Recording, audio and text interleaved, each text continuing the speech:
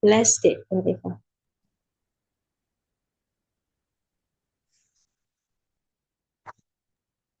Baik, Bismillahirrahmanirrahim. Assalamualaikum warahmatullahi wabarakatuh.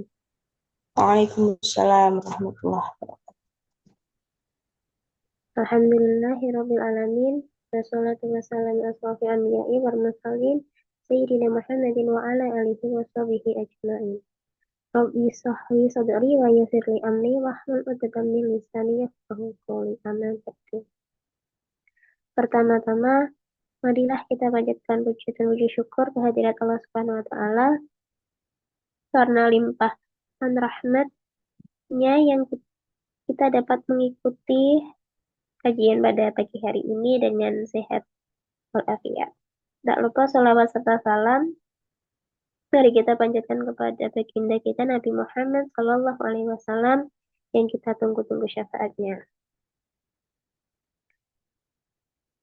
Alhamdulillah tidak terasa kajian pada kali ini sudah memasuki hari ketiga dengan tema Gentle Woman Khadijah radhiyallahu anha. Mari teman-teman kita luruskan niat dulu untuk menuntut ilmu pada kajian hari ini dan juga persiapkan dulu catatannya. Dan pada kajian ketiga ini akan disampaikan oleh Ustazah Mai. Kepada Ustazah Mai, saya persilahkan.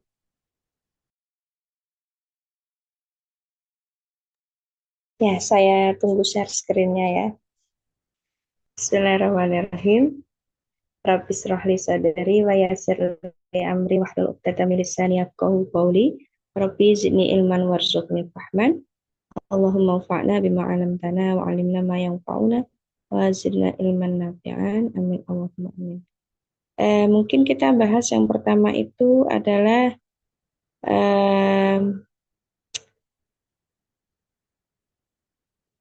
pernikahan Nabi dulu ya, Dek ya.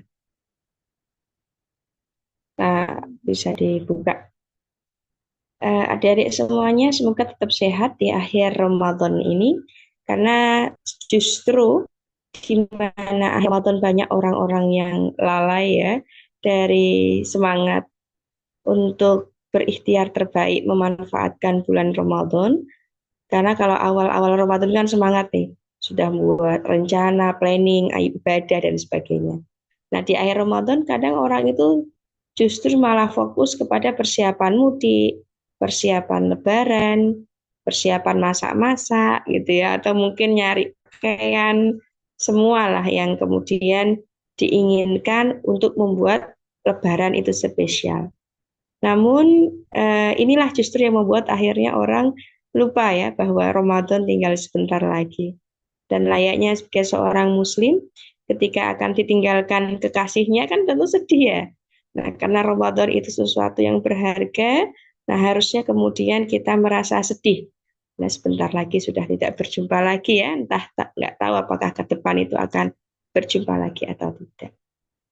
Nah, di akhir bulan Ramadan ini kita masih tolabul ilmu, diberikan oleh Allah Ta'ala kekuatan, keistiqomahan, kemudian apa ya bahasanya ya, petunjuk, dorongan, kekuatan untuk aku mau isilah setiap pagi 1 jam atau sampai 1,5 jam ya untuk tolabul ilmi, lebih mengenal Islam. Maka itu menjadi pahala terbaik kelak di sisi Allah. Baik, teman-teman semuanya, hari ini kita belajar agak padat ya materinya. Yang pertama kita akan belajar pernikahan Nabi Muhammad SAW. Allah Ta'ala berfirman di dalam Quran surah An-Nisa ayat 3, A'udzubillahi minasyaitonirrajim, Bismillahirrahmanirrahim. Wa in khiftum la tufsitu fi yatama fangkihu ma tobalakum.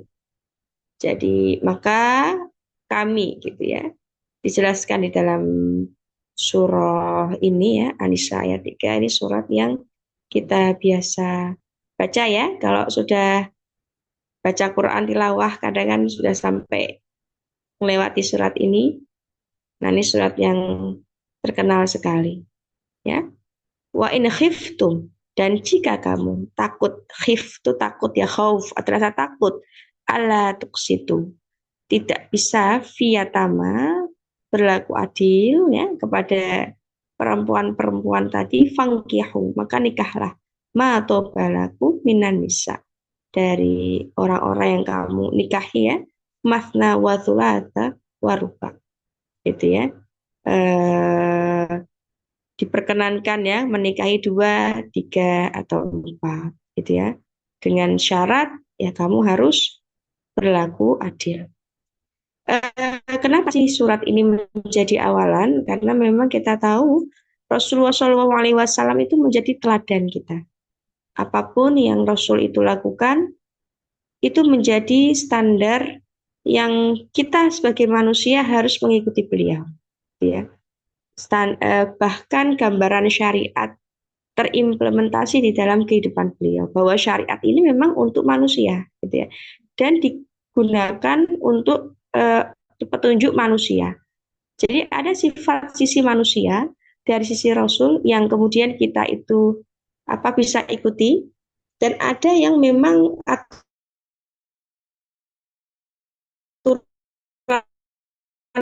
itu khusus untuk Rasul semata.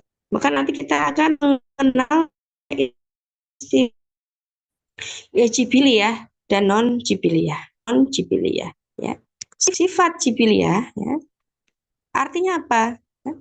Artinya adalah bahwa sifat itu adalah sifat yang merujuk kepada perbuatan manusiawi umumnya yang kita bisa contoh dari sisi Rasulullah SAW. Contoh, Rasul menikah, ya kita menikah juga kan begitu. Rasul puasa, kita puasa, Rasul sholat, ya kita sholat kan begitu. Jadi hal-hal yang Rasul lakukan dan itu memang dicontohkan oleh Rasul sebagai manusia, dan kita sebagai manusia boleh mengikutinya. Nah, ada sifat Nabi namanya sifat non-jibiliyah atau ghairu jibiliyah, bukan jibiliyah. Yang artinya apa? Sifat itu khusus untuk Rasul sebagai utusan Allah.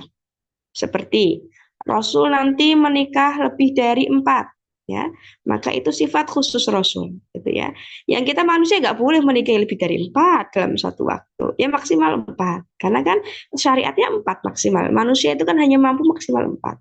Adapun Rasul ini khusus untuk Rasul semata-mata. Kemudian ada namanya Rasul puasa sampai Isya. Nah itu ghairu jibiliyah. Itu hanya khusus Rasul. Kalau kita manusia biasa bikin ikuti Rasul, wah nanti buka puasanya sampai Isya misalnya begitu. Malah berdosa, begitu ya. Nah, jadi di sini saya sampaikan dulu ya. Jadi ada sifat jibiliyah dan sifat ghairu jibiliyah atau khusus untuk Rasul semata-mata. Nah, kalau kita mengkaji sirah Rasul pada rumah tangga Rasulullah SAW, pada awalnya Rasul SAW memiliki istri hanya satu ya, yakni Khadijah. Ketika itu Rasulullah SAW ketika menikahi Khadijah, memang di awal-awal Rasul diangkat sebagai seorang nabi, ya kan? Di mana Rasul itu dibersamai oleh Khadijah. Nah, saat itu belum turun perintah syariat untuk menikah kembali. Jadi apapun perbuatan Rasul, sebenarnya kalau kita lihat itu berlandaskan kepada petunjuk Allah. Bahkan Rasul menikahi banyak wanita gitu ya. Ternyata itu juga perintah Allah dan ada maksud secara politik di dalam dakwah Rasul. Oleh karena itu tidak layak sebagaimana fitnahan orang-orang barat bahwa menikahnya Nabi Muhammad dengan anak-anak, misalnya kan Aisyah kan dinikahi umur 9 tahun. Kemudian Rasul menikah dengan janda gitu ya, dan sebagainya, menganggap bahwa Rasul ini laki-laki yang suka wanita gitu kan. Ini enggak pas gitu ya, atau pedofil misalnya gitu, naudzubillah ya. Ini enggak pas. Kenapa? Karena mereka memang tidak memandang dengan kacamata iman atau syariat. Nah, adapun kita seorang muslim kan memandang sesuatu dengan pandangan iman. Sehingga kita paham, menikahnya Rasul emang ini adalah petunjuk oleh Allah. Perintah dari Allah yang nanti akan diteladani oleh para manusia pengikut Rasul Dan nanti juga harus dilihat dulu, ini sifat jibiliyah atau ghairu jibiliyah tadi. Nah, ini seperti itu ya. Baik, kekhususan jumlah istri Rasul ini ada di dalam surah Al-Ahzab ayat 50 ya. Ya ayuhan nabi inna ahlalna laka azwajikal lati ataita ajurahunna wa ma malakat yaminuka. Jadi di dalam surah Al-Ahzab ayat 50 ini ya, Allah Ta'ala memberikan perintah kepada Nabi Muhammad. Ya tentu kalau kita ngomong Nabi Muhammad kasihan banget ya, ya enggak, karena kan Nabi Muhammad memang melakukan segala sesuatu, hanya seorang hamba gitu ya, yang kemudian menginginkan ridho Allah. Sehingga apapun yang Allah itu perintahkan, ya bagi Rasul saat itu itulah yang terbaik. Ya bayangkan ya, dari satu istri ke banyak istri gitu ya. Tentu kalau nggak ada petunjuk Allah, ya Rasul nggak mampu akan bisa melalui itu, gitu kan.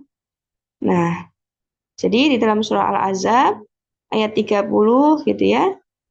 Ini saya nggak akan menjelaskan ya siapa saja istri Rasul gitu ya, karena teman-teman nanti mungkin bisa bisa membacanya sendiri sebenarnya ya, istri-istri Rasul.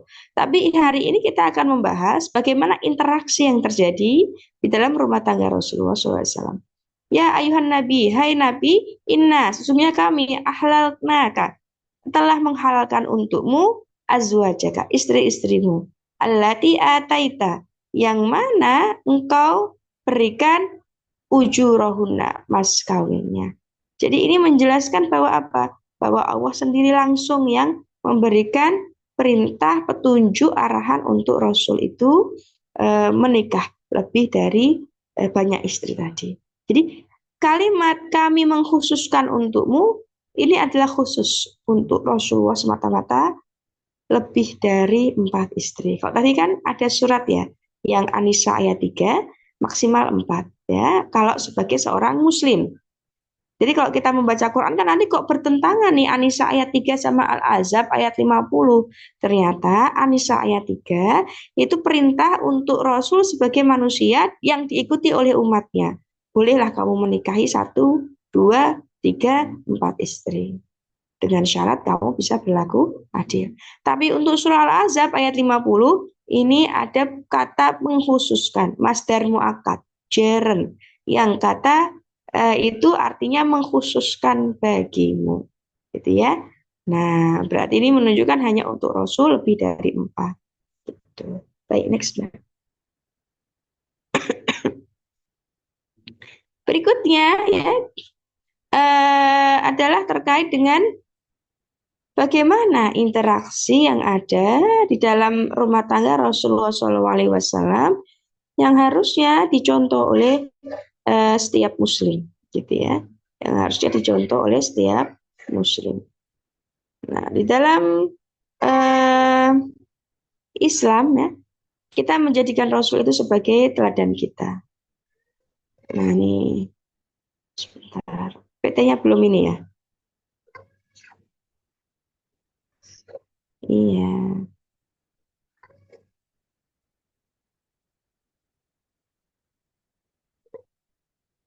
Nah, Nabi menikahi Khadijah ya pada saat beliau usianya 23 tahun. Ya, Khadijah menjadi istri Rasul ya kan selama 28 tahun. Jadi lama ya. Nabi menikahi Khadijah itu 28 tahun. Nah, ketika Rasul berusia 50 tahun gitu ya. Rasul itu kemudian Khadijah ya pada saat itu sudah 63 tahun kalau nggak salah. Kemudian Khadijah meninggal dunia. Nah, pada saat itu Rasul posisinya membutuhkan sosok untuk mendampingi Rasul, untuk mengurus anak-anak Rasul, mengurus rumah Rasul. Satu sisi Rasul sendiri harus berdakwah. Maka beliau dinasihati ya, disarankan ya oleh para sahabat untuk menikah. Ya, agar apa? Ya, agar ada yang mengurus anak-anak beliau dan Rasul ada yang mengurus rumah beliau dan Rasul bisa berdakwah. Nah, saat itulah Rasul menikahi seorang janda, ya, yang namanya Saudah binti Zam'ah. Nah, janda ini adalah janda Muslim. Ya, untuk mengangkat derajat Saudah, maka Rasul menikahi Saudah. Sebenarnya Saudah ini dinikahi Rasul bukan atas kondisi Rasul tuh suka sama Saudah, tidak. Karena memang pada saat itu Saudah tuh sudah tua juga, sudah sepuh gitu ya. Nah, maka dari itu pada saat Rasul itu pernah menyampaikan kepada Saudah bahwa meminta maaf ya, karena memang Rasul secara kecenderungan itu kan tentu berbeda ya, kecenderungan kepada orang yang memang disukai dan tidak disukai.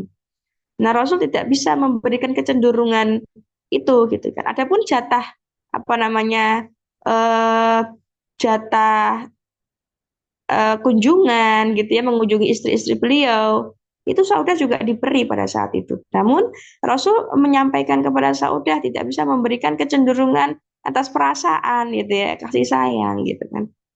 Nah, tapi Saudah rela, nggak mau dicerai sama Rasul. Wahai Rasul, jangan ceraikan aku. Biarkanlah aku meninggal dalam keadaan sebagai Ummul Mukminin, dengan posisi yang mulia ini. Maka aku berikan jatahku untuk Aisyah. Maka berikanlah kehadiran jatahku dikurangi ya untuk Aisyah. Ini masa Allah ini. Jadi istri Rasul, istri-istri Rasul ya, terutama yang seperti Saudah ini adalah orang-orang yang sebenarnya bahagia dengan posisinya sebagai seorang istri.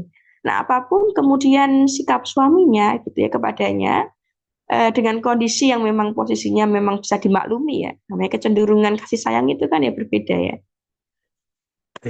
Maka Saudah ini rela gitu ya, dan dia hanya mengharapkan ridho Allah semata-mata. Dan ini luar biasa.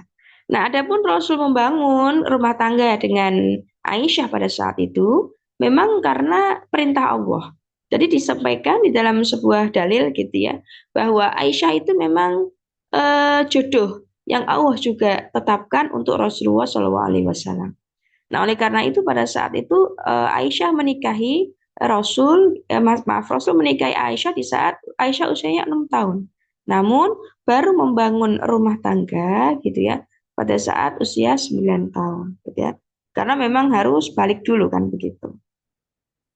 Nah, kemudian pada 2 Hijriah setelah tegak ya kekhilafahan Islam yang pertama atau negara Islam pada 2 Hijriah gitu ya, Rasul menikahi Hafsah binti Umar bin Khattab.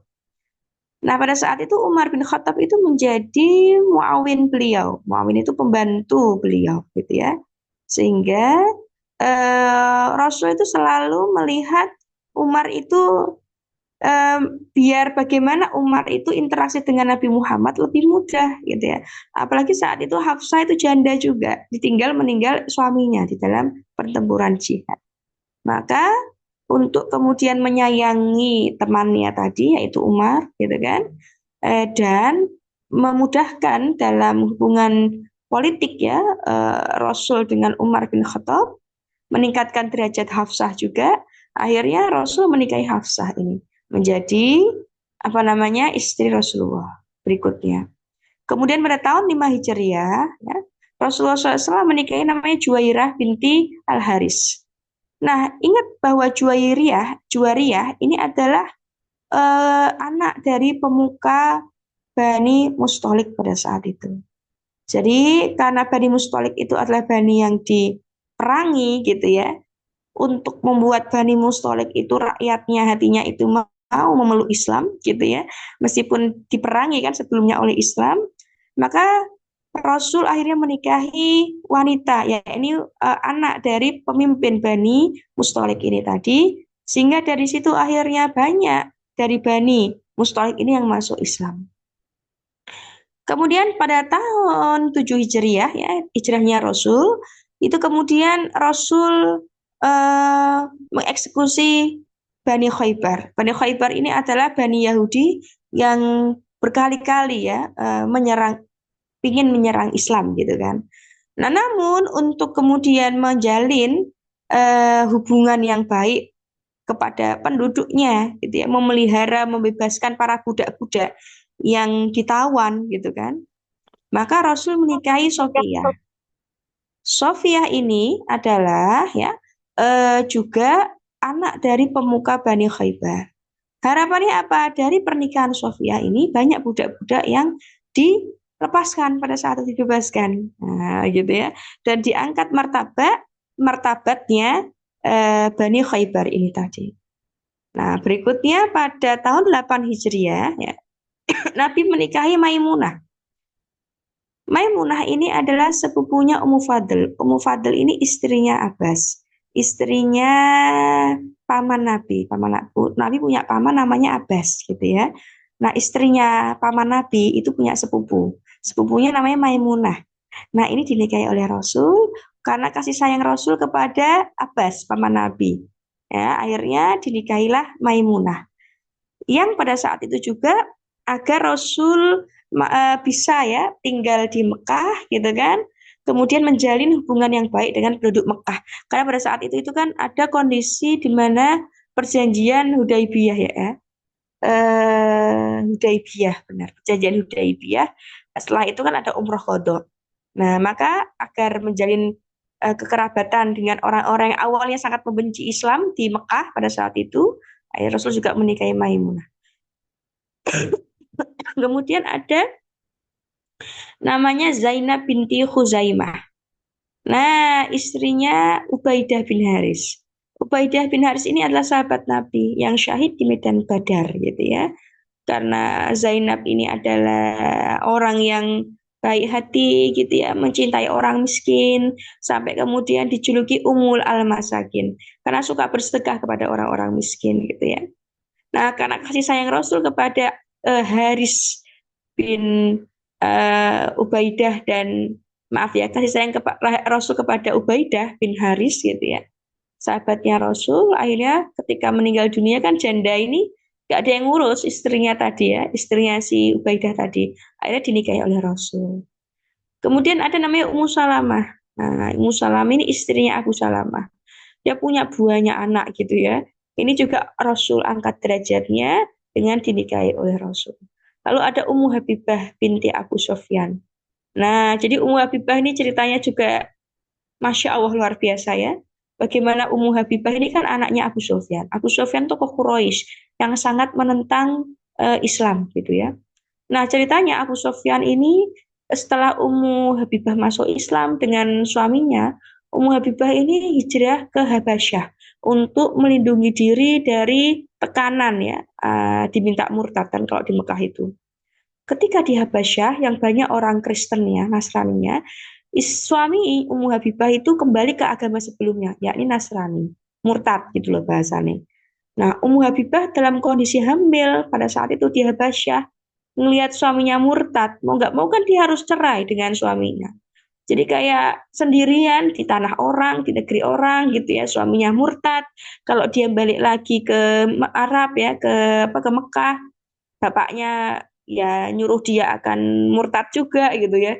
Jadi dia kayak sendirian terlunta-lunta gitu ya. Kasihan sebenarnya Ummu Habibah ini. Nah, pada saat itu setelah dia hijrah kembali, setelah ada negara Islam ya di Madinah, maka Ummu Habibah ini termasuk yang hijrah gitu ya, kembali ke Madinah dan kemudian Rasul sudah menikahi beliau gitu ya. Sebagai bentuk kasih sayang Rasul kepada Ummu Habibah. Kemudian gitu ya, realitas pernikahan Rasul. Tadi singkat ya, singkatnya realitas pernikahan Rasul. Nah, Zainab binti Jahsy itu kan putra dari bibi Rasul ya. Dinikahi ya karena memang untuk menghancurkan konsep kafaah. Jadi di budaya Arab itu sebenarnya ada konsep kafaah. Kafaah itu apa? Kafaah itu adalah orang yang paling mulia. Jadi sekufu gitu loh. Kalau menikah itu harus sekufu gitu kan. eh Harta harus sama orang kaya dengan orang kaya. Orang berkedudukan harus sama dengan orang berkedudukan gitu. Nah, Allah itu ingin menghancurkan konsep itu, kafaah tadi. Dalam surah ya, di dalam surat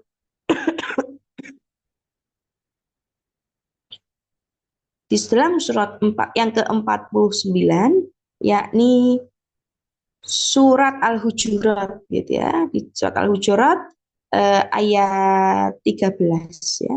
Di sini Allah Ta'ala memberikan perintah kepada Rasul untuk menikahi. Ya. Tadi ya, dikatakan ya ayuhanasu inna khalaqum min dzakarin wal unsa.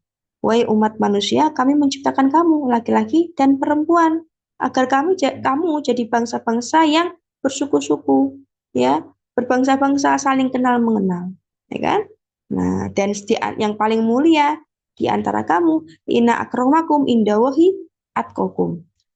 Sesungguhnya adalah orang yang paling bertakwa. Nah, dengan dinikahinya Zainab, akhirnya yang terjadi apa? Akhirnya masyarakat Islam, masyarakat Mekah, masyarakat Madinah, gitu ya, membuat pemahaman baru bahwa pernikahan itu adalah yang kita nikahi adalah orang yang bertakwa. Apapun background keluarganya, mau keluarga presiden, mau keluarga menteri, mau keluarga TNI, mau keluarga polisi, mau keluarga preman, mau keluarga apalagi ya, keluarga guru, keluarga buruh, keluarga petani, keluarga nelayan gitu. Ketika orang itu bertakwa, ya ayo kita menikahi, gitu ya. Tapi kalau seandainya nggak bertakwa, ya itulah pilihan yang nggak baik gitu ya. Karena kita kan memang diizinkan sih menikah karena kekayaannya, karena ketampanannya, karena kecantikannya, kan begitu kan. Tetapi kata Rasulullah SAW, pilihlah yang bertakwa, maka kamu akan beruntung. Nah, kan seperti itu. Nah, jadi ini menghancurkan adat istiadat pada saat itu tentang kafaah, gitu ya. Diminta untuk bertakwa. Nah, kemudian ada lagi di dalam ketika Zaid menceraikan Zainab. Nah, ini kenapa Allah itu menyuruh Rasul menikahi Zainab, gitu ya? Karena ketika Zaid menceraikan Zainab, nah Allah memerintahkan Rasul untuk menikahi Zainab. Jadi dalam surat 33, ya, ini ada bukti ya, bukti bahwa memang pernikahan-pernikahan Rasul itu adalah semuanya perintah dari Allah, bukan semata-mata karena hawa nafsu Rasulullah sendiri.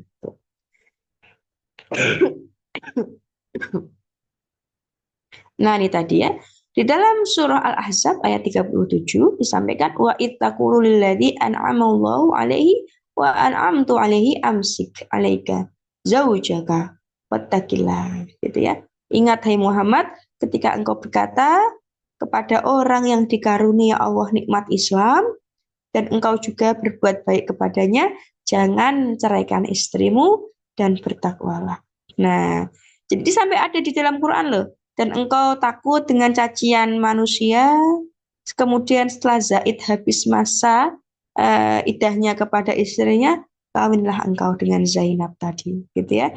Supaya tidak ada keberatan atas orang-orang beriman untuk kawin dengan istri dari anak angkat mereka. Nah, siapa itu Zaid? Zaid itu adalah anak angkat Rasul.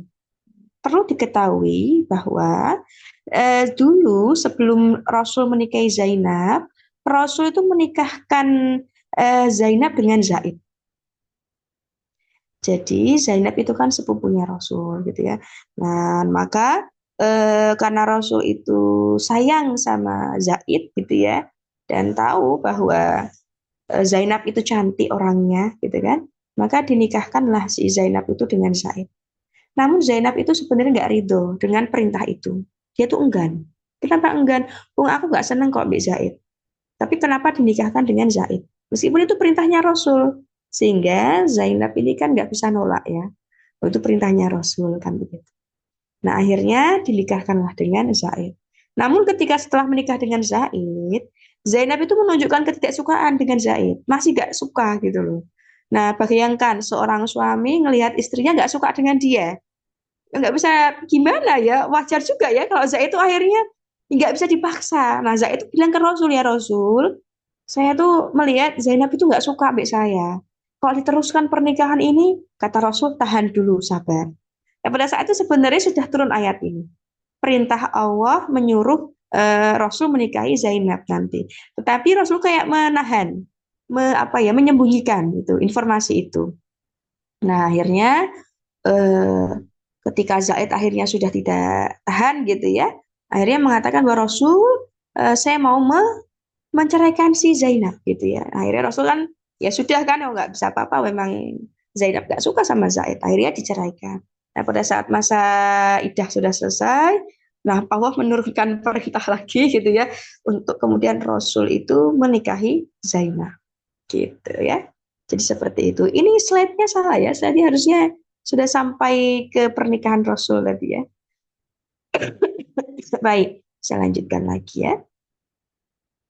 Nah, itu ya. Jadi pernikahan Rasul memang karena di situ ada perintah dari Allah. Lanjut ya. Makna pernikahan Nabi bukan karena dorongan jinsi ya, naruh seksual di mana seorang laki-laki usia 50 tahun kok disibukkan dengan banyak pernikahan. Tidak ya. Sebenarnya kalau kita lihat sejarah Rasul menikahi banyak istri tadi, tapi aktivitas Rasul itu aktivitas dakwah semuanya. Dan para ummul mukminin, ya, istri-istri Rasul itu, bahkan mereka juga ikut berdakwah mendampingi Rasul. Dengan cara apa? Jadi kalau saya itu pernah mengikuti sebuah kuliah kelas sirah Rasul ya, itu sampai detail banget. Bagaimana aktivitas Rasul itu ketika setiap pagi beliau itu kan bangun ya, kan dibagi 3 waktu malam Nabi itu. Jam 8 malam Rasul sudah istirahat, jam 11 atau 12 malam beliau sudah bangun untuk sholat. Nanti jam 3-an begitu beliau itu menjahit kalau ada baju atau sandal yang rusak, atau membantu istrinya ngurus rumah gitu ya, atau memberikan eh, nafkah batin kepada istrinya. Nah, kalau enggak ya beliau beraktivitas mengurus rumah. Nunggu sampai subuh gitu ya, beliau ke masjid. Setelah ke masjid, beliau melakukan kuliah subuh begitu. Kemudian setelah itu Rasul berdakwah kayak kunjungan ke para sahabat yang mungkin sakit atau ke umat berdakwah. Itu aktivitas Rasul ketika di Madinah, ya. Dan saya lihat istri-istri Rasul itu juga ketemu Rasul ya pada saat tadi malam toh itu tadi. Ketika Rasul datang mengunjungi mereka gitu loh. Karena sibuknya aktivitas Rasul setiap pagi dan nggak ada yang protes. Dan Masya Allah, setiap pagi hari setelah subuh itu, pintu-pintu istri Rasul rumahnya itu terbuka. Dan banyak para sahabiah pada saat itu yang kuliah, kayak belajar ke istri-istri Rasul.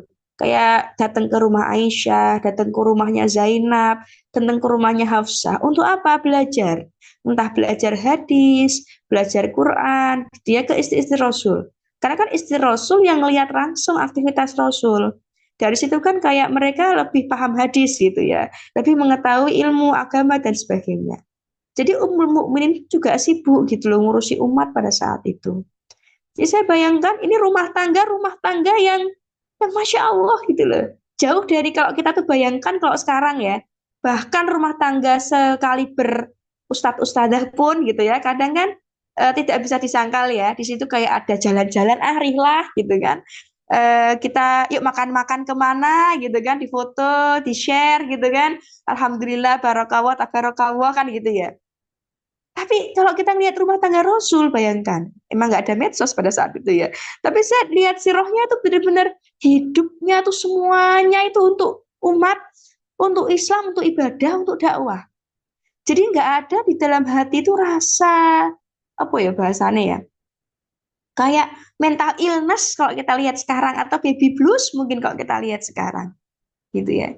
Seandainya ada konflik-konflik di antara para istri Rasul yang mungkin cemburu gitu ya, kok Rasul tuh minum madu yang disediakan oleh istri yang ini gitu ya, kok suka banget masakannya istri yang ini gitu ya.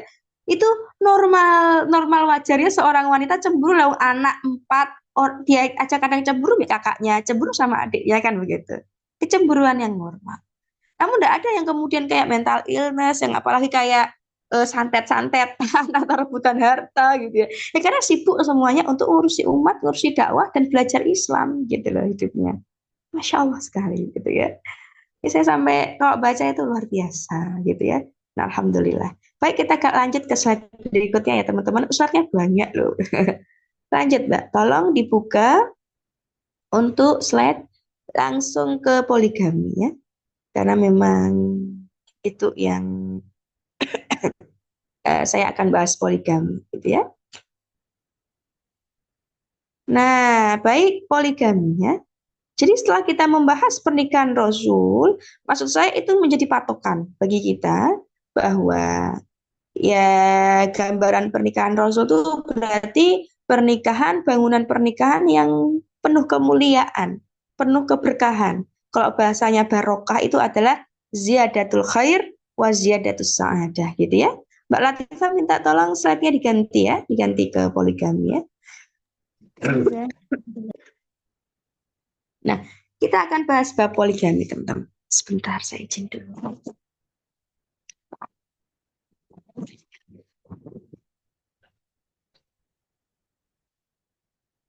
Nah, baik teman-teman ya. Tidak bisa disangka setidak sukanya kita atau tidak suka, tidak siap atau sudah terframing buruk gitu ya tentang poligami, bagaimanapun poligami itu salah satu dari ajaran syariat Islam gitu ya. Bukan berarti harus dilakukan gitu ya. Karena kan tadi kan kalau mau gitu ya kata Allah kan begitu. Kalau kamu mau, kalau kamu juga nanti konsekuensinya kan siap adil, boleh kamu menikahi satu, dua, tiga, atau empat. Tapi kalau kamu rasa, kamu pikir-pikir, wahai laki-laki gitu ya, kamu kok nggak bisa adil gitu ya, kan khawatir nanti zolim, ya sudah, nikahlah satu aja. Wong istri satu aja kamu juga belum bisa mungkin ya berbuat adil atau berbuat yang baik gitu kan apalagi banyak gitu. Jadi poligami ini adalah optional gitu ya, mubah hukumnya. Bukan berarti haram, bukan berarti sunnah juga. Jadi tidak berarti kemudian poligami kan syariat Islam, berarti sunnah dong? Enggak juga, gitu ya. Ya ibarat punya anak gitu ya. Ya kamu punya anak satu, ada pahala, tapi juga ada ujian. Kamu punya anak dua, pahalanya nambah sih, tapi ujiannya kan juga nambah gitu ya. Kamu punya anak tiga gitu kan, ya pahalanya nambah lagi besar, tapi ujiannya juga tambah besar. Sama dengan punya istri gitu ya. Apalagi ketika seorang laki-laki itu menikahi seorang istri, maka dia harus tidak hanya memimpin istrinya, dia memimpin anak-anak istri tadi gitu ya. Jadi lebih besar lagi tanggung jawabnya. Kalau anak kan kita hanya ngurus anak saja satu udah gitu ya, ya anak tok gitu. Tapi kalau seandainya ada seorang laki-laki menikahi seorang wanita, dia tidak hanya mengurusi istrinya, tapi juga anak-anak yang dia lahirkan. Jadi bebannya itu lebih besar juga. Nah, makanya dibutuhkan persiapan, dibutuhkan kemudian kemampuan gitu ya seperti itu. Meskipun hukumnya juga boleh. Nah, poligami di dalam Islam ini memang di dalam surah An-Nisa ya, ayat 3 itu dijelaskan. Tadi ya saya sudah sampaikan di ayat 3 boleh kita itu eh, seorang laki-laki ya, kita itu perempuan. Kalau perempuan tidak boleh ya poliandri ya, dosa. Karena perempuan itu memang punya namanya rahim. Dan rahim itu kan untuk menjaga nasab gitu kan.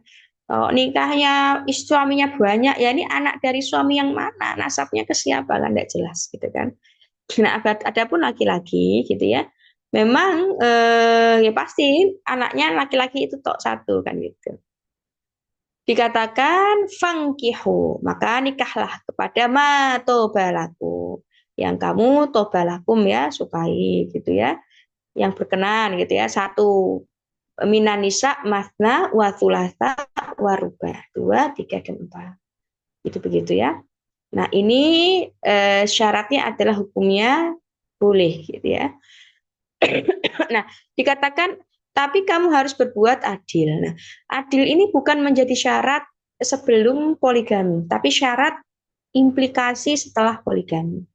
Misal ada seorang suami bilang ke istrinya, Umi atau Uma, aku mau atau sayangku, aku mau nikah lagi, gitu ya. Boleh nggak? Nggak boleh. Kenapa? Karena susah loh berbuat adil dulu. Kamu nggak bisa nih adil gitu. Loh, adil itu nggak bisa kan dinilai pada saat dia belum punya dua istri, baru punya satu istri kok wis ngomong adil, kan nggak bisa.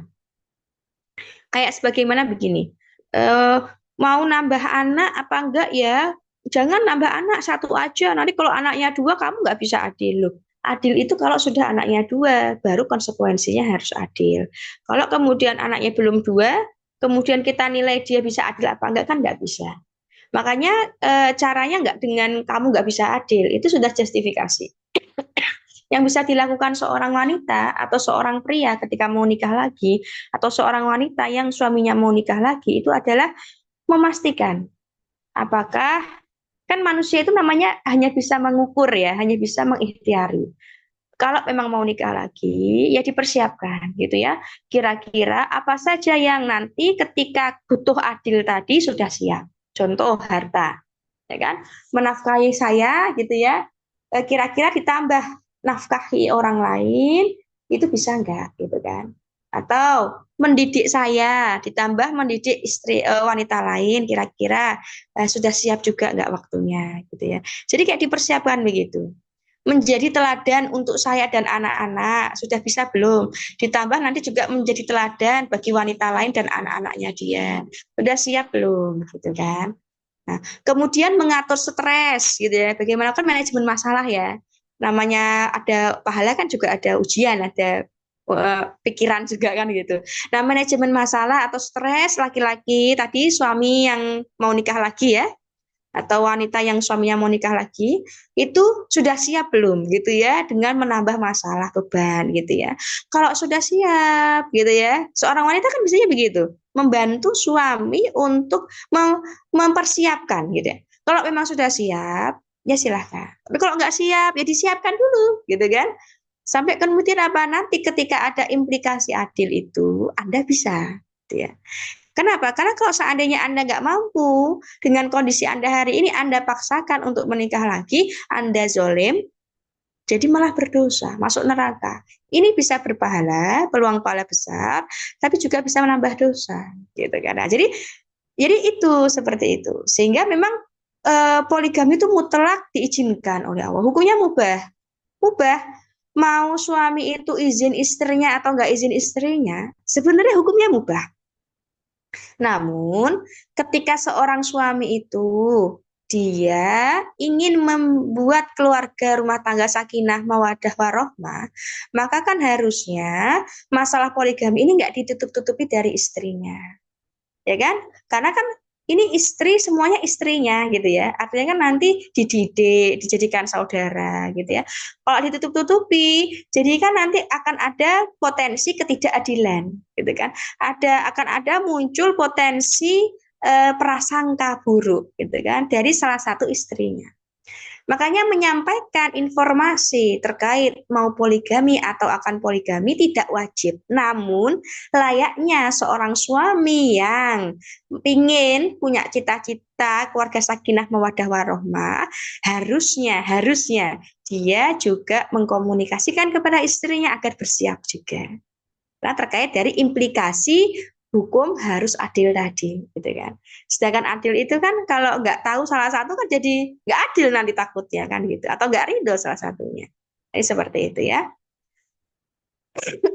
Tapi kalau kamu nggak yakin untuk poligami, maka satu saja karena takutnya kalian akan lebih dekat pada sikap tidak berbuat aniaya. Maksudnya apa menganiaya salah satu istrinya begitu ya. Kalau khawatir tadi tidak bisa berlaku adil. Nah, next ya, next. Kemudian ketik perlu difahami keadilan ini hanyalah keadilan pada masalah yang bisa diukur oleh manusia. Pada perkara yang tidak bisa diukur oleh manusia, kayak perasaan, itu nggak bisa adil memang. Bahkan Rasul pun nggak bisa adil. Karena perasaan itu kan tidak bisa dipaksa ya. Kita suka sama seseorang, cenderung sama seseorang, itu nggak bisa dipaksa. Namun kalau masalah harta, pada masalah waktu, pada masalah apalagi ya, masalah harta, waktu, kemudian ilmu gitu ya, itu bisa adil. Makanya Rasul saat itu mencontohkan. Ya ini kok surah An-Nisa terus Mbak Latifah di-share slide-nya Mbak Latifah Mbak Latifah minta tolong ya. Nah, jadi keadilan yang bisa ya dilakukan itu adalah keadilan kepada hal-hal yang bisa diukur secara zahir. Tapi pada masalah perasaan, nah, maka itu nggak bisa. Kayak kecenderungan suka, kayak seorang orang tua lah. Orang tua punya banyak anak ya, punya 4 anak misalnya, maka kan mereka bisa adil kan dengan 4 anaknya pada materi gitu ya, pada mungkin waktu gitu ya, pada mendampingi belajar gitu ya, kehadiran mereka di sisi anak-anak bisa adil. Namun pada saat kecenderungan kasih sayang, lebih sayang di anak pertama atau lebih sayang pada anak kedua, ketiga itu kan nggak bisa dipaksa. Namanya juga perasaan, kan gitu ya. Sehingga dari sini gitu ya, Rasul juga menyampaikan, Ayunas ahabba ilaika. Siapakah manusia yang paling engkau cintai, wahai Rasul? Aisyah.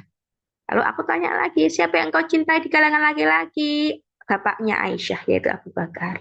Lalu siapa lagi? Umar, gitu ya. Nah, bahkan Rasul sendiri itu menyayangi Aisyah. Lalu karena apa? Karena Rasul menyayangi bapaknya, Abu Bakar ya. Sangat, karena Abu Bakar itu kan Masya Allah ya, luar biasa pembelaannya kepada Rasul gitu ya. Lalu siapa lagi yang kau sayangi? Umar gitu ya. Nah, Rasul sendiri juga sulit gitu ya membagi rasa cinta secara perasaan gitu ya. Makanya kita sebagai seorang wanita nih ya, misalnya ya dapat ujian, suaminya itu akhirnya ditakdirkan oleh Allah jodohnya lebih dari satu di dunia ini. Karena kan kembali ya, itu kan jodoh juga ya, jodoh suami kita. Kita kan nggak tahu ya jodohnya suami kita di dunia ini itu nanti satu, apa dua, apa tiga atau empat. Ya kan? Kita nggak tahu, gitu kan? Semisal Allah itu rezekikan suami kita jodohnya di dunia ini nanti lebih dari satu, lebih dari kita, gitu ya. Maka kita harus memahami posisi suami, posisinya di situ memang ada rizki ya dari Allah juga ada ujian, gitu ya. Yang mana kemudian terus kita nggak bisa mengukur itu bentuknya kasih sayang dalam arti kayak kecenderungan ya, itu. Kayak kalau kita ukur ya bahasan itu nafkah batin gitulah ya. Habis nafkah batin ke satu, nafkah batin ke sini gitu. Namanya nafkah batin itu kan yang membutuhkan kecenderungan gitu ya, perasaan kan seperti itu. Nah, makanya ya ya kita nggak bisa ukur dengan situ, tapi kita bisa ukur bagaimana perhatian dia. Dia juga membelikan aku barang, membelikan wanita adik sambung tadi ya, itu juga barang yang sama, alhamdulillah gitu ya. Ya seperti itu, diajak jalan-jalan juga sama gitu. Tapi ingat ya, ingat bahwa sebaik-baik rumah tangga itu nggak fokus pada itu. Sebaik-baik rumah tangga itu ya fokus kepada sebagaimana Rasul tadi, dakwah, ibadah, gitu ya, memperbaiki diri. Karena kita itu kan sebenarnya hidup bersiap untuk akhirat. Jadikanlah hidup itu kendaraan menuju akhirat. Harusnya seperti itu. Ya, baik kita lanjutkan. Nah, next ya, suami yang tidak adil di antara istri-istrinya, maka dia di hari kiamat akan ya dibangkitkan gitu ya dalam keadaan salah satunya miring. Jadi kayak pundaknya miring gitu ya. Karena dia kayak terlalu cenderung ke istrinya, akhirnya lalai dan tidak peduli dengan istrinya yang lain. Nah, ini kayak ini. Jadi nggak boleh gitu ya. Nah, keadilan yang mampu tadi sudah ya kayak menginap, makanan, pakaian, tempat tinggal, sedangkan cinta dan hasrat seksual itu kan ya memang sesuatu yang tidak bisa dipaksakan. Baik, itu terkait dengan poligami. Berikutnya yang materi selanjutnya ya, ada poligami dua ya. Ada juga ya poligami ya. Nah, ini sambil respon-respon dan teman-teman terkait poligami gimana nih? Siap gak nih kalau seandainya nih adalah Allah kodokkan ya. Allah kodokkan lo ya, bukan pilihan. Allah kodokkan, takdirkan, pasangan nanti itu poligami. Ini siap gak nih? Bolehlah diminta komen-komennya ya. Nah, sambil nunggu share tayangannya. Baik,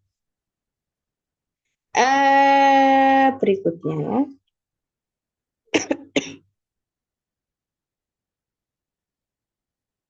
Tapi memang menurut Imam Syafi'i, ini menurut Imam Syafi'i ya, boleh nggak kalau seandainya seorang istri itu mensyaratkan sebelum menikah itu kalau seandainya kamu poligami aku maka ceraikan aku, boleh nggak? Menurut Imam Syafi'i itu memang hukumnya boleh-boleh saja, syarat seperti itu. Ini menurut Imam Syafi'i ya. Namun saya kasihkan namun ya. Namun sejatinya seorang wanita ketika menikah, ketika dia itu memang ingin mencari ridho Allah gitu kan, ya, dia memandangnya bukan semata-mata aku dipoligami apa enggak, aku satu-satunya wanita di hidupnya atau enggak, bukan itu. Tapi dia pandangannya adalah pandangan takwa. Kalau aku bersama suamiku ini, aku makin takwa enggak? Kalau suamiku ini adalah suami yang bisa mengajakku ke surga, ya sudah kan begitu. Toh kalau aku berpisah dengan dia, belum tentu juga aku bisa menjadi wanita yang bertakwa misalnya. Sedangkan ketika aku bersama dia kan aku makin menjadi orang yang bertakwa, makin baik amal solihku, ibadahku gitu ya. Ada yang mengarahkan, ada yang kemudian menjamin gitu ya. Maka itu yang harusnya jadi pertimbangan sih, kalau menurut saya gitu ya. Jadi tidak semata-mata gitu ya, sekedar ini perasaan atau prasangka aja. Karena masa depan kan nggak ada yang tahu. Kecuali suami berbuat tidak adil setelah poligami. Nah, itu bisa kemudian kita memprotes gitu ya. Memprotes dulu kan mungkin ya, meminta dulu keadilan gitu. Baru kemudian setelah ternyata suami ini tetap cenderung ya dengan istri yang berikutnya, maka bolehlah kita itu kemudian memutuskan untuk berpisah ya, sebagaimana Asma. Asma itu kondisinya juga sama gitu ya. Nah, ini seperti itu. Nah, perlu difahami bahwa poligami itu sebenarnya juga solusi atas persoalan yang muncul di tengah-tengah komunitas manusia. Jadi banyak masalah-masalah rumah tangga yang itu justru poligami itu mensolusikan masalah itu. Jadi nggak semata-mata orang ingin nikah lagi atau suka daripada berzina maka poligami. Nggak semata-mata itu. Contoh kasus-kasus yang ada di masyarakat yang pertama, ya ini bisa slide ya Mbak Latifah yang kelima. Ditemukan orang yang sebagian pria itu secara gorizatun ya, jinsi seksualnya itu memang besar tinggi. Jadi dia maksudnya itu dalam nafkah batinnya itu dia tuh pinginnya baru puas kalau berkali-kali berhubungan suami istri. Sedangkan namanya seorang wanita itu kan ya ada yang besar gitu ya, tapi kan ada yang dia juga nggak bisa mengikuti keinginan hasrat suaminya kan begitu. Kecapean, malah nggak bisa ngapa-ngapain seharian nanti gitu ya. Kalau sehari misalnya minta 5 kali jatah suami istri gitu kan, 5 kali, 6 kali sehari loh. Itu kan nggak mungkin bisa gawean rumah, nggak bisa ngurus anak kan begitu kan. Nah maka solusinya poligami. Maka dengan poligami itu satu, suaminya tadi secara kebutuhan itu juga akan terpenuhi sehingga mereka itu tidak akan apa ya, karena laki-laki tidak bisa disangkal adik-adik. Jadi nggak bisa kemudian kita mengatakan bahwa ya laki-lakinya aja tuh yang disuruh ngendaliin nafsunya gitu kan.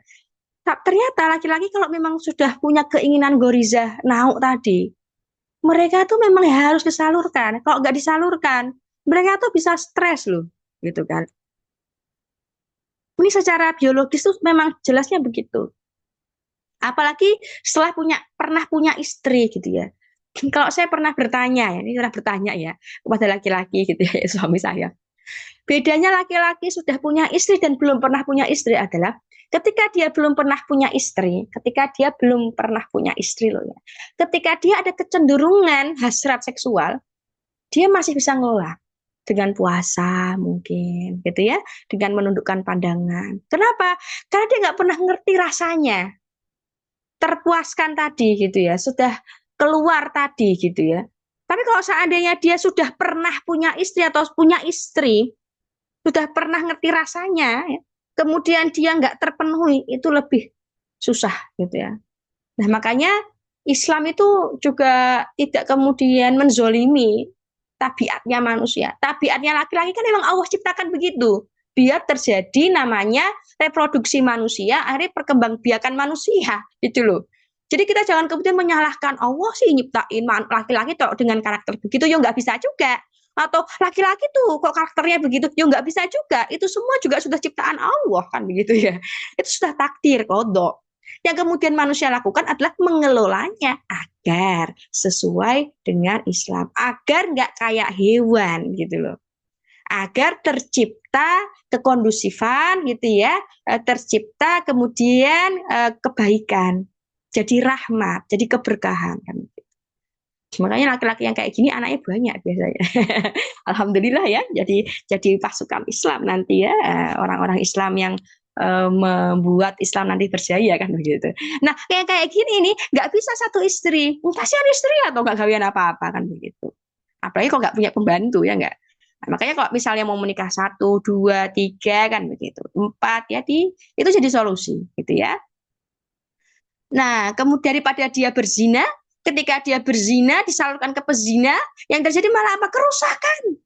Sudah penyakit menular kemana-mana, bahkan Rasul menyatakan kalau sebuah wilayah gitu ya zina dan riba merajalela, maka menghalalkan dirinya untuk diazab oleh Allah. Lah bayangkan, kan ngeri banget gitu ya. Nah, malah doror terjadi anak-anak yang lahir tanpa bapak. Ini anaknya siapa? Karena zina di mana-mana. Makanya kalau ada wanita yang mengatakan lebih baik suamiku berzina daripada menikah lagi, astagfirullahaladzim. Naudzubillah min dzalik gitu ya. Apa itu? Itu pingin bersama-sama ke neraka itu.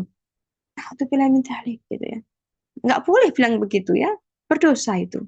Nah, kemudian yang kedua, solusi untuk apa? Wanita yang mandul. Ya, misalnya ada seorang suami mencintai banget istrinya, tapi gitu ya sudah diklaim oleh dokter, istrimu ini nggak bisa punya anak, ya mandul. Dengan kondisi mungkin ada permasalahan kan begitu misalnya.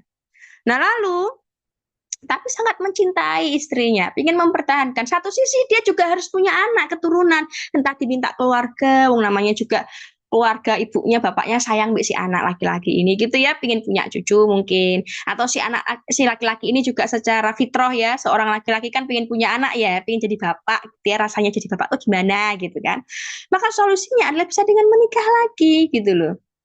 Jadi saya tuh sampai ada kasus ya dulu, almarhum salah satu universitas Islam di Semarang gitu ya. Masya Allah beliau orang yang solih, pengemban dakwah gitu ya, tapi beliau rektor di salah satu universitas Islam di Semarang besar. Beliau istrinya kebetulan qadarullah itu mandul dan beliau menikah lagi. Jadi antara istri pertama dan istri kedua baik-baik aja, bahagia-bahagia aja gitu loh. Beliau juga punya keturunan juga. Jadi bahagia gitu loh. Jangan kemudian dibayangkan kayak di sinetron, kayak di Netflix, kayak di apa drama-drama atau apa gitu ya. Yang penting diatur dengan Islam kehidupannya, kan jadi baik-baik aja. Yang ketiga adalah ada istri yang menderita sakit sehingga nggak bisa melakukan hubungan suami istri, kayak sakit diabetes. Itu kan kalau berhubungan katanya ya, itu kan sakit, perih, nggak bisa berhubungan dia. Begitu kan dan sebagainya. Nah, maka satu sisi sang suami itu sayang sama istrinya, nggak mau menceraikan. Satu sisi kan dia juga bagaimanapun punya naluri untuk harus disalurkan kan, naluri jinsi kan begitu. Maka saat itu dia menikahi wanita lain, nggak apa-apa, halal jadi solusi juga. Tanpa menyakiti istri yang pertama juga. Tetap dirawat, kan begitu ya. Dan yang keempat, kadang terjadi peperangan. Akibatnya banyak pria yang meninggal, kayak di masa Rasul tadi. Banyak pria yang syahid. Sehingga jumlah pria lebih sedikit daripada jumlah wanita. Nah, kalau banyak janda-janda, ya kan, nggak ada yang memberikan nafkah gitu ya, nggak ada yang kemudian mendidik mereka, ini menjadi bahaya, bisa merusak nilai-nilai akhlak pula kan begitu. Sehingga menikahi janda-janda tadi itu juga menjadi solusi gitu kan, agar ada yang mengurus secara ekonomi, nafkah batin gitu ya, juga mendidik mereka kan begitu. Nah, yang kelima, fakta angka kelahiran di sebuah bangsa atau wilayah itu kadang nggak seimbang. Laki-laki dan perempuan kadang nggak seimbang. Kadang banyak laki-laki, alhamdulillah kalau banyak laki-laki. Tapi kadang banyak perempuan. Nah, maka disinilah poligami juga menjadi solusi. Maka jika poligami dilarang atas masalah-masalah tersebut, akan tetap berlangsung masalah-masalah tadi tanpa solusi. Sehingga hukum poligami harus dapat penjelasan. Oleh karena itu Islam datang dengan membawa hukum poligami. Kamu boleh berpoligami, hukumnya boleh, enggak sunah, enggak wajib. Tapi maksimal manusia biasa batasnya itu ya 4, jangan 5, jangan 10 gitu ya. Nah ada tuh muslim istrinya 10. Saya bilang, syariatnya siapa itu istrinya 10, masih hidup semuanya. Ya kan? Nah, itu gimana? Melanggar nggak itu syariat? Melanggar, harus cerai, wajib dicerai. Maksimal cuma 4 gitu ya. Nah, itu begitu. Nah, baik ya. Maka syarak menganjurkan kalau nggak mampu misalnya aku kayaknya laki-laki yang lemah deh, secara syahwat juga nggak gebu-gebu banget gitu ya. Secara nafkah juga nafkah batin, nafkah lahir aku juga nggak yang gitu bisa mencukupi. Yang satu aja masih masih kesulitan ya. Akhirnya aku memilih cuma satu tok. Ya sudah nggak apa-apa gitu ya. Kalau kamu takut tidak bisa berlaku adil, maka ya sudah satu aja gitu ya. Nah, tapi memang hari ini sakofah kapitalisme, sekulerisme, propaganda barat menyerang Islam, menggambarkan bahwa ajaran poligami di dalam Islam itu ajaran yang kayaknya keji, kayaknya tuh nggak adil, menindas perempuan. Laki-laki tuh jadi kemudian malah sikapnya buruk kepada istrinya. Ini propaganda-propaganda yang harusnya kita sebagai seorang muslim gitu ya, harusnya tidak kemudian malah defensif apologetik kayak mengatakan kan kalau adil jadi nggak ada yang adil kecuali Allah, makanya sebenarnya Allah itu nggak mengizinkan manusia untuk poligami juga gitu. Itu salah jawabannya, itu jawaban defensif apologetik, malah membuat orang itu makin jauh dari ajaran Islam. Harusnya jawabannya kita sampaikan aja sesuai apa pemahaman Islam. Makanya butuh ilmu semua itu teman-teman. Ya butuh belajar Islam secara kafah. Biar kita itu kalau mau menyanggah, menjawab gitu ya, itu dengan jawaban yang malah membuat orang tuh kagum dengan Islam, bukan malah makin jauh dari Islam. Niatnya ingin membela Islam, tapi malah membuat orang jauh dari Islam. Jawabannya apa? Disampaikan aja. Poligami memang ajaran Islam. Dan dalam poligami itu ada syariatnya, ada tata caranya, gitu ya. Bahkan ada hikmah poligami tersebut. Seperti ini, dan seperti ini. Sebagaimana tadi saya jelaskan. Sehingga orang kalau menyadari itu, oh iya ya, ternyata poligami itu juga solusi, gitu ya. Juga baik, juga adil untuk pada kondisi-kondisi tertentu. Dan poligami juga tidak sunnah, tidak wajib kok, mubah-mubah aja, gitu ya. Tidak berarti semua laki-laki harus poligami kan tidak kan begitu. Jadi seperti itu. Jadi poligami itu Allah syariatkan, turunkan syariat ini justru menunjukkan Islam itu luar biasa ya. Apa namanya syariatnya itu ya sampai kamaliyah ya, menyeluruh ya, mengatur banyak hal. Nah, wala tatabi ul hawa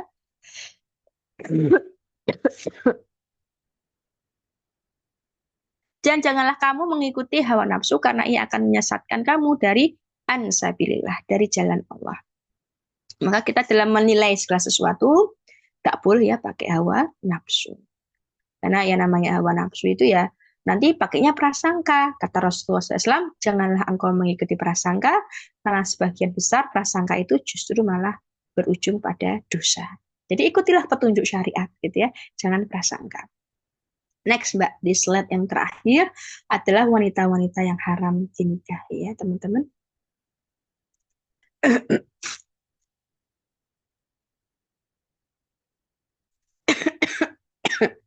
Nah, baik wanita-wanita yang haram dinikahi gitu ya. Teman-teman, sedikit ya saya spill, kemarin kita membahas wanita-wanita yang haram dinikahi. Di dalam Islam gitu ya, kemarin kan kita membahas terkait pernikahan gitu ya, kita terkait dengan walimah, ta'aruf gitu ya. Nah, di dalam syariat Islam itu ada wanita-wanita yang boleh dinikahi dan haram dinikahi. Makanya tadi Rasul menikahi sepupunya. Emang boleh toh nikahi sepupu? Boleh.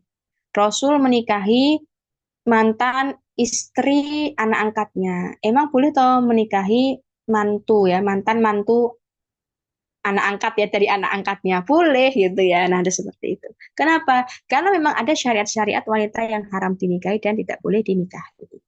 Dan mereka tadi termasuk yang boleh dinikahi. Makanya Rasul menikahi mereka gitu ya. Adapun yang Zaid tadi, Zaid itu bukan anaknya Rasul, cuma anak angkat. Dan anak angkat ini kan beda dengan anak sepersusuan. Kalau anak sepersusuan, istri dari anak persusuan nggak boleh dinikahi oleh bapak susunya kan begitu. Tapi kalau seandainya bukan anak sepersusuan kayak Zaid kan hanya anak angkat ya, bukan anak sepersusuannya Rasul gitu ya. Bukan saudara persusuan Rasul juga, maka tidak apa-apa gitu ya. Nah, jadi yang pertama ya langsung saja di surah An-Nisa ayat 22 sampai 24 dijelaskan. Haram menikahi ibu dan setiap wanita yang bernisbat kepadanya melalui kelahiran. Jadi ibu kita ada laki-laki ya, laki-laki menikahi ibunya Tidak boleh sampai ke jalur atas, sampai neneknya, nikahi buyutnya, nggak boleh gitu ya. Lalu haram menikahi anak perempuan dan wanita di bawahnya. Akhirnya nikahi anak perempuannya atau nikahi cucu perempuannya, nikahi cicit perempuannya, tidak boleh. Yang kedua. Yang ketiga adalah haram menikahi saudara perempuannya. Kayak ada seorang laki-laki menikahi kakak atau adik perempuannya, atau menikahi ponaannya perempuan, itu nggak boleh gitu ya. Kemudian ini juga keharaman ini juga menyangkut susuan ya, nggak boleh menikahi ibu susu, nggak boleh menikahi anak yang disusukan gitu ya, sejalurnya kan begitu. Nah haram menikahi bibinya, kayak menikahi bibinya, ada seorang laki-laki nikahi budenya, nggak boleh gitu ya. Haram menikahi keponakan perempuan, jadi anaknya bibi, anaknya anaknya bibi salah, menikahi anaknya kakak perempuan dia, kan ponaan ya berarti ya, adik perempuan dia punya anak yang menikahi eh, ponaan dari adik perempuannya dia, ini nggak boleh juga. Kemudian haram menikahi ibu susuan tadi sudah ya. Saudara susuan, makanya kan kemarin saya bahas ya, ada perempuan yang asinya banyak, Allah rizki kan, karuniakan asinya tuh banyak ngucur terus, dia membagi-bagikan gratis 200 kantong asi di jalan. Hukumnya gimana? Niatnya baik berujung dosa. Dosa yang bisa dosa investasi malahan, enggaknya dosa biasa. Lo kenapa? Lo bayangkan dia nggak mencatat siapa saja bayi yang meminum asinya. Kalau dia nggak mencatat itu, lah kalau seandainya si antar bayi yang minum asi dia itu saling menikah, ya nggak zina, zina seumur hidup, kan nggak boleh kan menikahi sesama saudara sepersusuan. Akhirnya apa yang terjadi? Dia juga ikut berdosa. Ya, naudzubillah min dzalik loh itu loh dosanya. Bisa dosanya dosa investasi malahan. Ya kan? Begitu. Nah, makanya kalau kita tuh Allah karuniakan gitu ya, asi yang berlimpah gitu ya. Kalau kita mau berbagi asi dengan yang lain, catat namanya, binnya gitu ya. Dan disampaikan, diinformasikan biar apa? Ini saudara susuanmu, jangan menikahi ya dengan dia, jangan dia gitu. Enggak dibagikan random gitu. Itu bisa merusak nasab gitu kan. Ini bahaya banget loh ini. Enggak hanya dosa loh. Dosanya investasi gitu kan. Astagfirullah. Niatnya baik padahal awalnya. Mungkin mikirnya sedekah, tapi malah bukan sedekah jariah, malah dosa jariah gitu ya. Baik ya. Berikutnya adalah haram menikahi ibu istrinya. Jadi ibu mertua itu ibu selamanya, meskipun sudah cerai. Makanya kemarin ada kasus ya, sampai masuk ke Netflix ya. Seorang yang diartis oleh Ulan Guritno, artis lalu itu ya, zaman lalu. Ada film yang diangkat dari kisah nyata seorang laki-laki yang berselingkuh dengan ibu mertuanya. Kemudian kan ceritanya itu setelah berpisah sama istrinya, katanya itu pingin menikahi ibu mertuanya. Haram. Gak boleh sama KUA itu pastinya. Kenapa? Karena pernah jadi ibu mertua, haram dinikahi selama-lamanya. Meskipun dia mungkin suka sama dia. Kan begitu. Nah, gitu ya. Haram menikah meskipun sudah menggauli anaknya atau belum, gitu ya. Jadi syaratnya itu sudah menggauli atau belum. Kenapa? Karena sudah berakad ijab kabul. Nah, kalau anak perempuan, misalnya ada seorang laki-laki menikahi janda, janda bawa anak perempuan. Janda itu sudah diakad ijab sah, delalah meninggal dunia janda tadi. Kasihan sama anak perempuan janda tadi, dinikahi saja wis anak perempuannya. Sudah akad ijab kabul ya, tapi kan belum digauli, boleh dinikahi. Hukumnya boleh karena belum digauli. Tapi kalau yang mertua tadi, baik sudah digauli atau belum digauli, haram hukumnya menikahi mertua. Gitu ya, setelah ijab kabul. Haram menikahi menantu perempuan, baik sudah digauli atau belum. Gitu ya. Haram menikahi istri dari bapak ke ibu tiri. Zaman dulu itu kan raja-raja kalau meninggal dunia istrinya, istri-istri para raja itu kan dijadikan warisan ya. Warisan dibagi-bagi ke anak-anaknya. Itu di Arab juga terjadi sih di zaman jahiliyah di Mekah itu. Jadi kalau ada laki-laki yang meninggal, dia istrinya banyak, istrinya itu kayak menjadi warisan yang diwariskan ke anak-anak laki-laki dari laki-laki tersebut yang meninggal. Nah, ini hukumnya haram. Karena ibu tiri itu ya nggak boleh jadi istri, haram dinikahi sama anak tirinya. Haram mengumpulkan dua saudara sepersusuan dinikahi. Kayak kemarin kasus viral ya, seorang kakak rela adiknya menikahi suaminya. Belum cerai, haram, nggak boleh. Ya, menggabungkan kakak adik dalam satu pernikahan. Kecuali apa? Kakaknya udah meninggal atau kakaknya sudah dicerai, baru dia menikahi adiknya, boleh, gitu ya. Haram menghimpun wanita dengan bibinya. Jadi ada seorang anak ya punya bibi perempuan. Sama-sama dinikahi semuanya. Nggak boleh, kecuali salah satu sudah meninggal atau salah satunya sudah dicerai. Gitu ya. Jadi ini haram. Nah, jenis mahram. Nah, mahram nanti kita bahas mahram berarti. Mahram itu ada tahrim, mahram mu'abbad. Haram untuk selama-lamanya, di mana wanita tidak boleh menjadi istri bagi lelaki sampai kapanpun. Ada tahrim keharaman yang muakkad. Pengharaman itu sementara, ya. Tidak boleh menikah dengan seorang laki-laki dalam keadaan tertentu. Tapi kalau keadaan itu sudah berubah, maka ya jadi halal lagi. Nah, sebab-sebab haram yang selama-lamanya itu ada beberapa. Ini harus tahu ya kita ya, nasab. Nasab itu haram selama-lamanya. Nggak boleh nikahi ibunya, nggak boleh nikahi buliknya, budenya, karena itu nasab selama-lamanya. Meskipun Arya sudah berpisah, bercerai, bapak kita dengan ini misalnya ya, tetap hubungan karena pernikahan. Itu juga selama-lamanya, kayak mertua tadi. Mertua, mantu itu selama-lamanya. Jadi meskipun ada mantan istri, mantan suami, tapi nggak ada mantan menantu, mantan ipar, nggak, mantan menantu ya, atau mantan mertua nggak ada. Itu selama-lamanya. Mertua tetap mertua, menantu tetap menantu. Dalam Islam begitu ya, karena hukumnya tetap haram menikahi. Kemudian ada ar-rodho'ah, hubungan karena sepersusuan. Kayak sepersusuan, udah disusui, yaitu mahram selama-lamanya. Ya, kadung minum susu ya, minum darahan. Nah, ini seperti itu. Syaratnya menyusu itu sampai kapan? Ya, sampai kenyang. Nah, dalam surah hadis ya, la yuharrimu minar rodho. Tidak menjadikan mahram kecuali persusuan yang sampai kenyang. Kenyang tuh gimana? Misalnya disusui sampai anak bayinya tuh melepaskan sendiri putingnya karena udah merasa kenyang. Nah, itu. Kalau setetes minum ASI, yo enggak sepersusuan gitu ya. Nah, gitu. Berapa kadarnya? Kadar ini perbedaan pendapat memang gitu ya.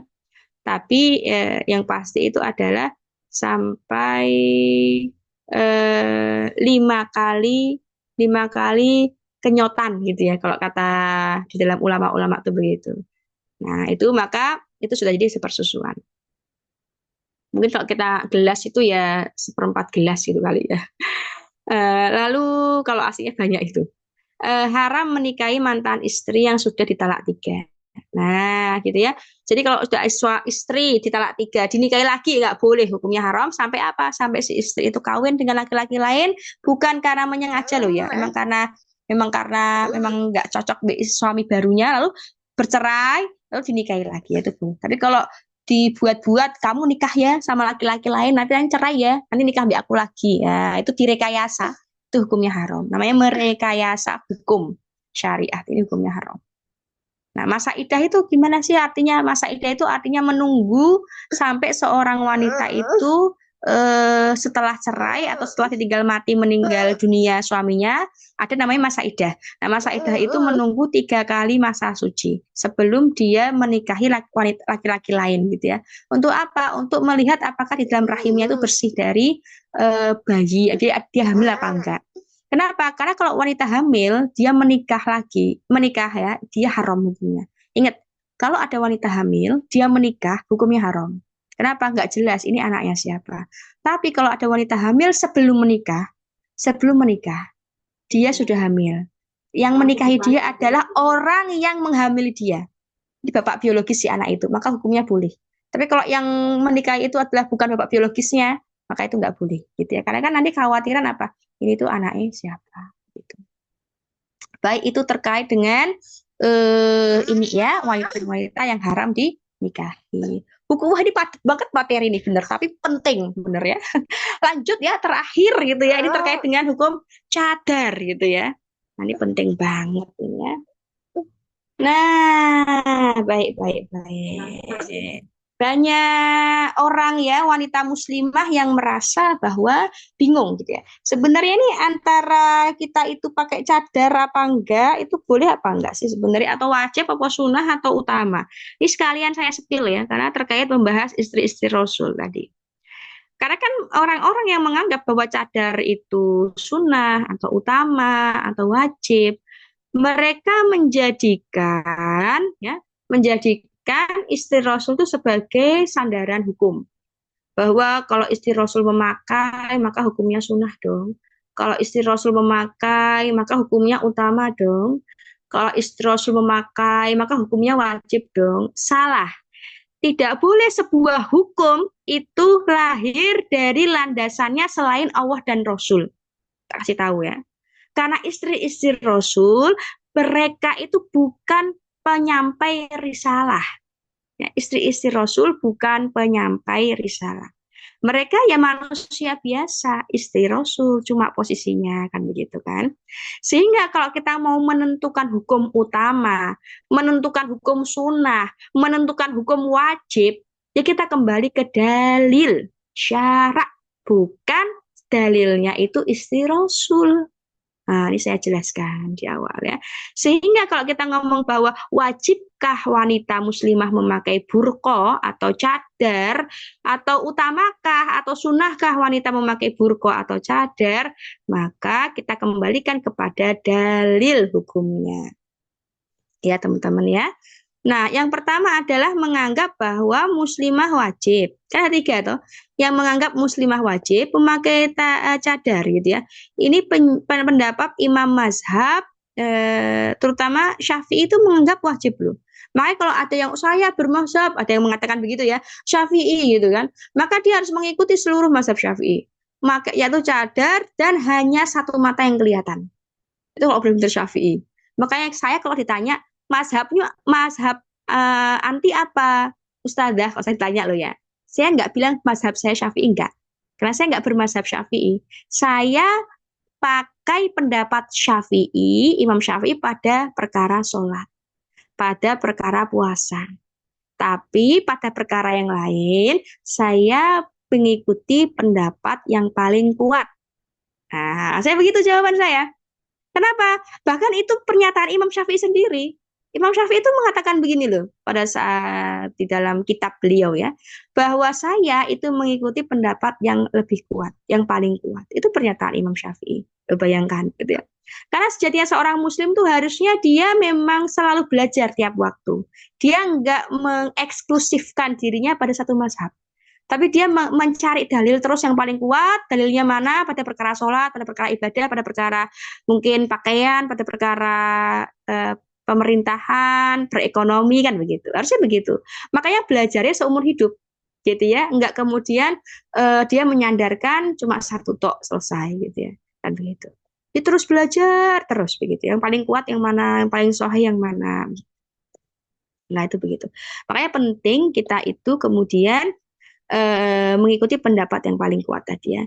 Nah, tetapi memang ada ulama-ulama yang pada saat itu dengan kapasitas beliau ya sebagai ulama di kurun waktu tertentu mengatakan memang ada yang mengatakan wajib.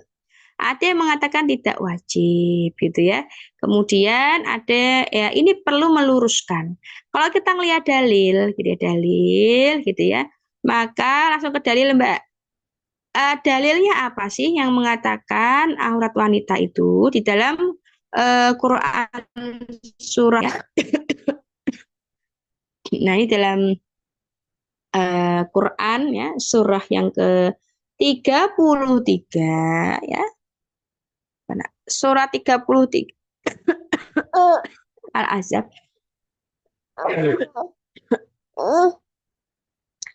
Ya. Surat yang ke-33, mohon maaf saya izin off cam. Di ayat 53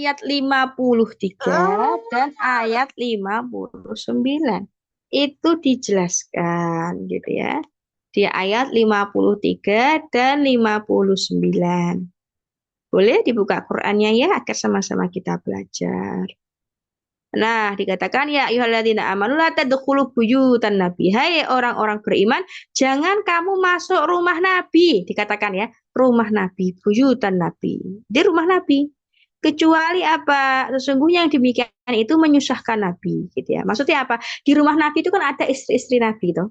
Nah, istri-istri nabi saat itu ya kan kelihatan wajahnya, kelihatan mukanya. Padahal namanya istri nabi itu kan harusnya bahkan istri Nabi itu diharamkan menikahi laki-laki lain loh setelah Nabi wafat. Jadi istri Nabi itu dikhususkan untuk istri Nabi aja ya. Nggak boleh menikahi laki-laki lain setelah Nabi wafat. Kenapa? Khusus untuk istri Nabi. Itu untuk menjaga hati Nabi gitu ya. Biar Nabi itu nggak sedih, nggak kecewa gitu kan. Nah, makanya dikatakan di ayat 59 dilanjutkan lagi ya ayuhan nabi kuli aswajika banatika wanisa.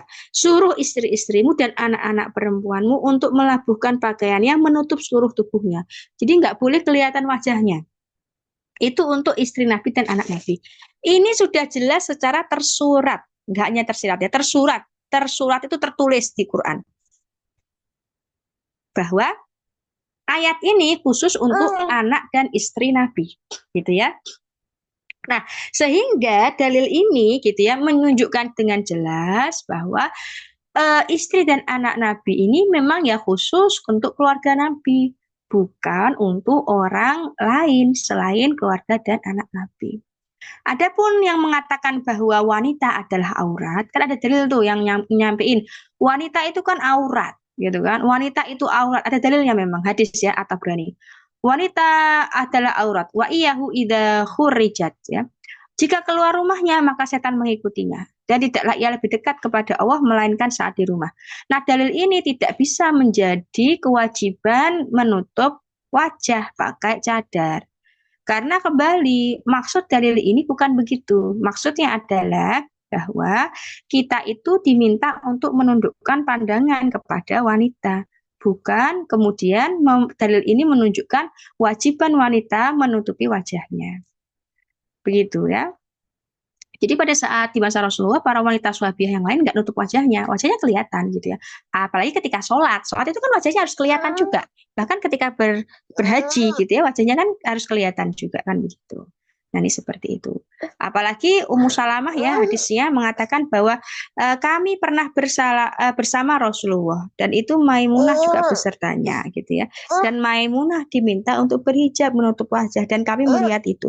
Jadi para sahabat itu juga melihat gitu ya wajahnya udah ketahuan gitu ya, enggak yang pakai hijab, enggak pakai burqa gitu ya. Jadi para sahabat yang lain ya selain istri Rasul. Maka dalil-dalil tadi singkatnya adalah satu, khusus untuk Rasulullah dan istrinya dan anak-anak perempuannya. Yang kedua, ayat itu khusus ya untuk ada taksis, ada kata taksis dalam bahasa Arab ya nisa'in an-nabi. Hai wanita-wanitanya nabi gitu ya. Maka ini ada taksis. Taksis itu kayak pengkhususan bahwa ini tidak ada dalil kewajiban untuk yang lain begitu. Apalagi ada dalil yang lain, aurat wanita itu seluruh tubuh, kecuali wajah dan kedua telapak tangan, gitu kan? Makanya ya wajah dan kedua telapak tangan itu bukan aurat, gitu kan? Seperti itu. Nah, maka dari itu, dari sini gitu ya, Al-Quran tidak boleh dimultitafsirkan berdasarkan perasaan atau prasangka atau pendapat. Maka cadar itu tidak wajib. Ya, kesimpulannya begitu. Bagaimana kalau fitnah, takut fitnah, contoh gitu ya. Ini ada kasus ya, seorang laki-laki yang sangat tampan saat itu di Madinah. Sampai-sampai disuruh pindah rumah. Jangan di Madinah, kenapa? Karena orang Madinah itu kan ternyata tergila-gila sama dia. Sampai membuat pandangan itu membuat fitnah gitu ya. Saya tuh nggak paham seganteng apa gitu ya. Mungkin kalau bahasanya ada artis Korea yang jadi tetangga kita, kalau kita ngeliat orang ganteng itu kan nggak bisa kedip gitu ya. Dan ada perempuan yang sangat cantik gitu ya, yang sampai orang kalau ngelihat dia tuh nggak bisa berpaling gitu ya, saking kayak cantiknya mungkin begitu kali ya. Nah itu membuat fitnah, kayak membuat laki-laki itu jadi nggak bisa menahan pandangan untuk ngeliatin terus, kan sesuatu yang indah kan pengen dilihat terus ya. Loh ada anak yang lucu aja kita pengen ngeliatin terus gitu ya nggak? Nah maka dari situ boleh gitu ya memakai cadar karena khawatir gitu ya, takut fitnah. Karena contoh Khalifah Umar mengasingkan Nasr bin Al-Hajjaj ya ke Basrah karena banyak wanita tergoda oleh ketampanannya. Jadi banyak wanita yang ingin deket ambil Al-Hajjaj tadi ya, anak Nasr tadi gitu ya, pingin tegar pesona gitu kan gantengnya gitu kan si Nasr tadi. Akhirnya Khalifah Umar tuh mengasingkan. Jadi kayak Nasr disuruh untuk tinggal sendirian gitu ya, biar gak ada yang lihat karena saking tampannya itu ujian gitu. Ternyata ganteng itu ujian, eh, cantik ya. Semua ujian ya, hidup itu adalah ujian gitulah intinya. Baik teman-teman, insya Allah itu yang bisa saya sampaikan. Mohon maaf ya waktunya lebih dari jam 6, padat merayap pokoknya aja materinya. Semoga bermanfaat. Mohon maaf jika ada salah kata. Silahkan kalau ada pertanyaan mungkin 2 sampai 3 sampai setengah 8 lah ya baru kita akhiri. Assalamualaikum warahmatullahi wabarakatuh. Waalaikumsalam. Masya Allah, sungguh padat sekali ini materinya ya. Eh, Teman-teman, kalau misalnya ada pertanyaan, boleh langsung hidupkan mic atau tidak bisa juga dengan chat di pesan. Silahkan teman-teman jika ada pertanyaan.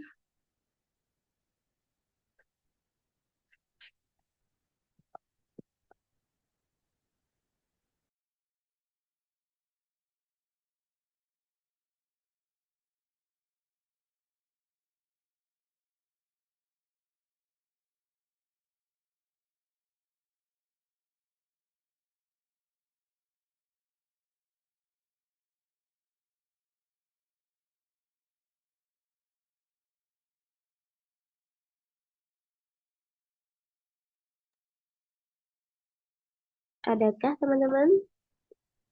Sepertinya Eh, sudah sangat jelas ini, Jika Pak. tidak ada, nanti closing statement aja. Oke, baik. Sebenarnya karena belum ada pertanyaan, mungkin Ustazah Mai bisa memberikan closing statement sebelum kita tutup.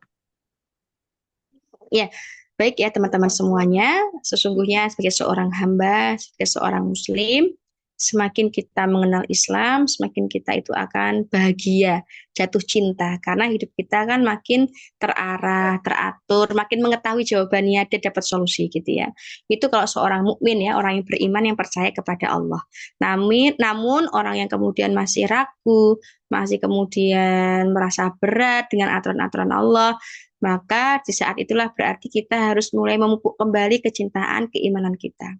Kalau dirasa kita merasa bahwa hidup kita itu rasanya gitu ya tidak memahami Islam, maka pada saat itu pentingnya kita tidak mencukupkan diri nanti di forum ini gitu. Kita akan belajar lebih di forum-forum berikutnya. Karena Islam itu sebenarnya hadir dengan kesempurnaannya. Yang sempurnaannya itu bahkan melebihi dari yang lainnya. Kita apa-apa itu ada jawabannya di Islam. Kalau sampai kita nggak ketemu jawabannya, ya karena itu kekurangan kita atau kelalaian kita yang mungkin selama ini jauh dari Allah kan begitu.